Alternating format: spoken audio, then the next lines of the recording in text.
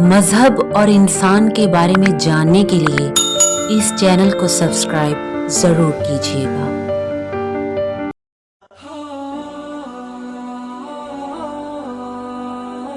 آج کے نوجوان ماہرین اور تجربہ کار لوگوں سے تو یہ سوال پوچھتے ہیں کہ جاب کرنے سے زیادہ پیسہ کمایا جا سکتا ہے یا کاروبار کرنے سے، لیکن وہ یہ سوال اپنے مذہب کی تعلیمات سے نہیں پوچھتے۔ حالانکہ اسلام کے پاس زندگی کے تمام پہلوؤں کے متعلق رہنمائی موجود ہے۔ کسی نے امام سے پوچھا کہ اگر کوئی شخص کاروبار کرتا ہے اور اس سے پیسہ کماتا ہے، لیکن وہ کاروبار چھوڑ کر کسی کی ملازمت اختیار کر لیتا ہے اور اتنا ہی پیسہ کماتا ہے جتنا وہ کاروبار سے کماتا تھا، تو اس کی کیا اجازت ہے؟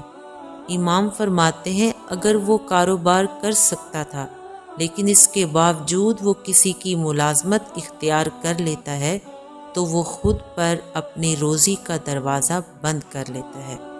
امام وضاحت فرماتے ہیں کہ اس نے خود کو اپنے باس کے ماتحت کر لیا ہے، تو اللہ فرماتا ہے کہ تم نے رزق نہیں لیا، تم پر تمہاری روزی کا دروازہ بند ہو جائے گا۔ امام علی علیہ السلام اس معاملے میں فرماتے ہیں کہ اپنا رزق خود خدا سے طلب کرو اور روزی طلب کرنے میں اپنے اور خدا کے درمیان کسی کو اپنا خزانچی مت بناؤ۔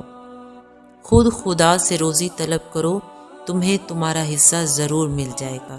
اسلامی تعلیمات میں ملازمت اچھی چیز نہیں ہے جب تک انسان مجبور نہ ہو جائے۔